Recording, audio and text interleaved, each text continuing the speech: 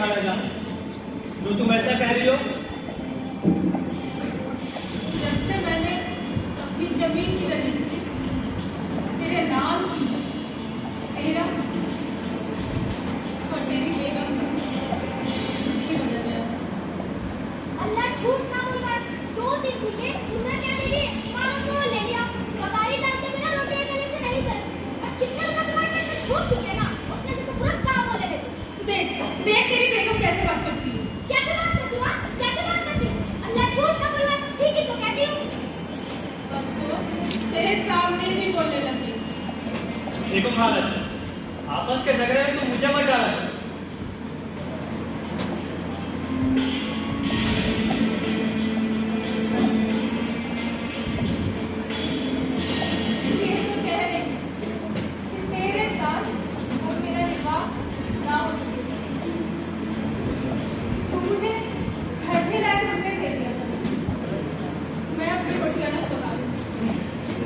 रुपए क्या पेड़ पे पलते हैं? लेकिन मुझे भी तो चाहिए नहीं रूखा सूखा पेट बच्चे को। हमें थोड़ी पता था कि तुम मौत के मुंह से बच के क्यों वापस आ जाओगी। और नहीं तो क्या, एक तो बुढ़े के काम नहीं करो, ऊपर से ताड़े भी नहीं। ऊपरी मन से डाला किसी ने अन्याय पर जमाने को गाला, किसी ने कहा कब्र पर पाँव मिटे, आज मरे हम दूसरा दिन पर हवस नहीं होता। कोई कहता है तुम्हें और क्या चाहिए, रोटी खाओ और अल्लाह का नाम लो। और क्या क्या अनुभव हुआ खाला?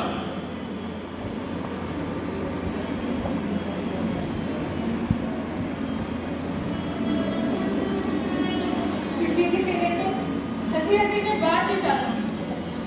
ऐसे दयालु आदमी कम ही थे जिन्होंने सबला के दुखे को गौर से सुना। इसलिए मैं तुम्हारे पास आई हूँ। मुझ पर पूरा भरोसा है बेटा। मुझे बुलाकर क्या करोगी खाला? तुम तो जानती हो जुम्मे से मेरी कितनी गहरी दोस्ती है। मैं उसे बिगाड़ नहीं सकता।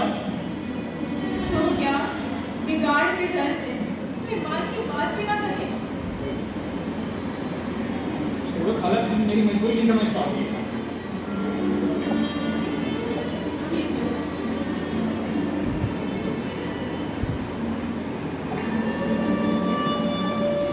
अब मैं चलती हूँ, यदि दिल गवाह है तो जरूर आ जाना।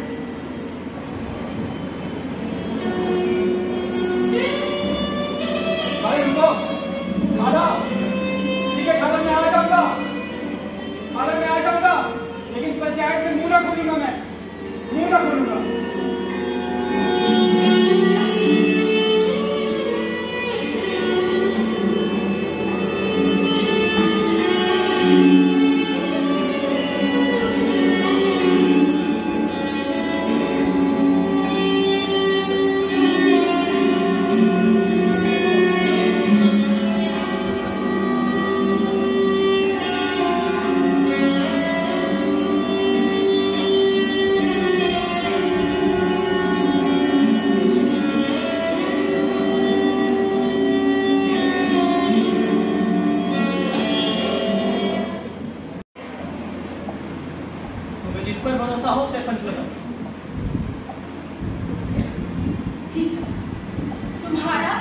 किसी पर भरोसा हो या ना, अनबू चौधरी को तुम मानते हो ना? वो तो पूरे गांव को पता है, तेलुगु मेरा जिगरी। लो, मैं उसी को सरपंच बनती हूँ। ठीक है, मुझे कोई उजर नहीं। मेरे जिस तरह रामधन उसी तरह अनबू चौधरी। खाला, तुम क्या कह रही हो? तुम तो जानती हो कि जुम्मन मेरा कितना गहरा दोस्त है। तुम मुझे रहने ही दो। बेटा, दोस्ती के लिए कोई अपना ईमान नहीं बिगाड़ता। पंच के बीच में तो खुदा बसता है। पंचों के मुंह से जो बात निकलती है वो खुदा की तरफ से निकलती है। भाई, आनंद ये क्या कर दिया? अपने ही पैर में बुलाए मार ली। अरे ये तो सरासर नासमझी हुई है। लगता है खाला को पूरा भरोसा है पंच पर, इसीलिए आलू को पंच चुका है। इसमें कि हम भी तो यही बोल रहे हैं।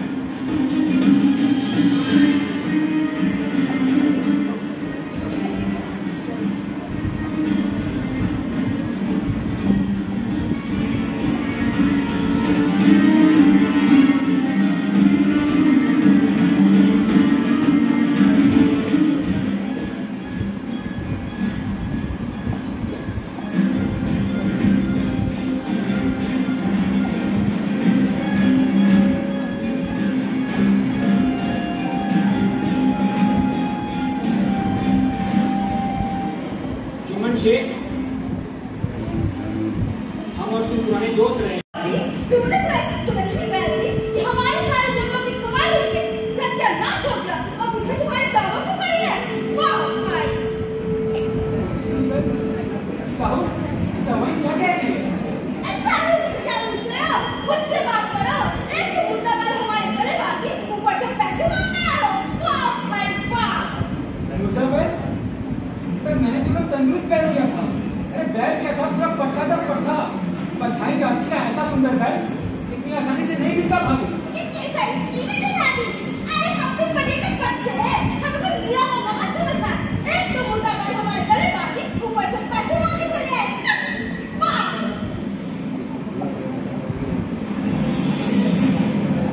तो सरासर अन्याय है। मुझे तो अपने बैल का दाम चाहिए। देखो चौधरी, बैल के दाम ऐसे नहीं मिलेंगे। अरे पहले जाओ किसी गड्ढे में मुंह धो करके आओ, फिर बैल के दाम लेना। ठिकाना में और नहीं क्या? अरे और जीना माने हमारा एक बैल बंधा हुआ है, इसे खोल कर ले जाओ और एक महीने के बदले 2 महीने चुप दो। और तुम्हें क्या चाहिए? यो सवाल ठिकाना में। और नहीं क्या? इसका मतलब हुआ कि तुम मेरे बैल का दाम नहीं दोगे। ये तो सरासर बेईमानी है। देखो चौधरी, बेईमानी तो तुम मेरे साथ कर रहे हो। यो सवाल ठिकाना में। अरे और नहीं क्या? देखो, तुम मुझे गुस्सा मत दिलाओ। गुस्सा तो चौधरी तुम मुझे दिला रहे हो। अरे वो तो मैं हूँ जो संयम बांधे बैठा हुआ हूँ। यो सवाल ठिकाना में। और नहीं क्या? अरे इससे भी मुझे तुम्हारे रुपये नहीं देने हैं। इससे भी तुम मेरा क्या कर लोगे? ठीक है, मैं अब इस गांव में पंचायत बुलाऊंगा और तुम्हें तुम्हारी बेईमानी की सजा दिलवाऊंगा। देखो जी, अब ये पंचायत बुलाएगा। वाह, उल्टा चौक का कुआर उड़ाते। अरे चौधरी, पंचायत बुलाओ या कचहरी लगवाओ, जो जी मांगे सो करो, लेकिन मुझे तुम्हारे रुपये नहीं देने हैं तो नहीं देने हैं। क्या सवाल ठिकाना में। और नहीं क्या? ठीक है, तो मैं तुम दोनों को पंचायत में देखता हूँ। अच्छा था, बड़ा है पंचायत बुलाने वाला, हमें हमारी बेईमानी की सजा दिलवाने वाला। अरे तुम हवा खाओ जी, इन टुटपुंजों के चक्कर में मत पड़ो। बड़ा आया, आने दो, पंचायत बुलाएगा। चलो जी, तुम्हारे लिए खाना डाल किया है, जाके खा लो। मर गया। क्या सवाल ठिकाना में। और नहीं क्या? हम ये नहीं पूछ रहे कि तुम्हारे बैल का क्या हुआ, हम पूछ रहे हैं कि महीने भर में उसका दाम देने का वादा किया था। हाँ, किया था। हाँ किया था, तो वादे के साथ बैल का दाम नहीं चुका है। बच्चों, इस चौधरी ने मुझे ठग लिया। विवाह कर मेरे गले बांध दिया और वो भी पहले एक महीने में ही मर गया और आज वो चौधरी उसी का कैसे मांग रहा है? पंचो, इस संजू साहब झूठ बोल रहे हैं। जिस वक्त कोरोना हमसे बैल लिया था उसे किसी प्रकार की कोई बीमारी नहीं थी। बैल की मृत्यु तो केवल इस कारण हुई है कि उसके अत्याधिक काम लिया गया और उसके दाने चारे का ठीक प्रबंध नहीं किया गया। इसका मतलब समझो ने बैल को जानबूझ कर मारा, इसलिए उसे दंड देना चाहिए। ये दूसरा सवाल से हमें कोई मतलब नहीं। समझू के साथ रियायत होनी चाहिए। ये तो अर्जुन चौधरी की इच्छा पर निर्भर करता है। अगर वो रियायत करना चाहे तो ये उनकी बदबख्ती होगी। तो फिर पंचायत का क्या फैसला है? पंचायत का फैसला पंचायत के सामने सुना।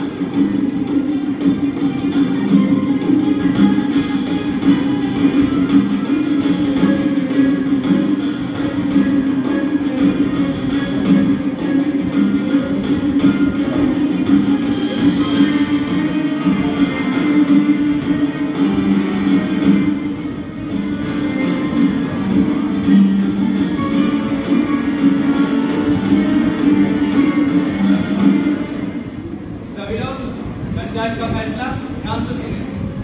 पंचों ने दोनों पक्षों की बातों को ध्यान से सुना, समझा और उस पर गौर फरमाया।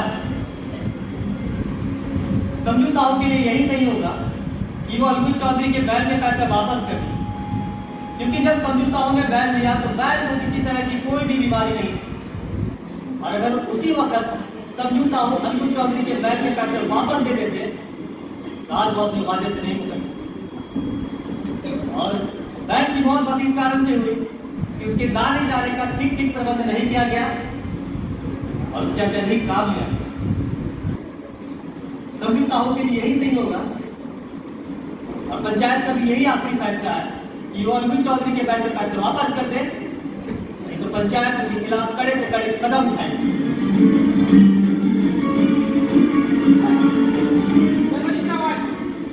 इस पंचायत में हम लोग के लिए कुछ नहीं रखा हुआ, सबको देख लेते हैं। बड़े आए पंचायत लगाने वाले, फैसला करने वाले।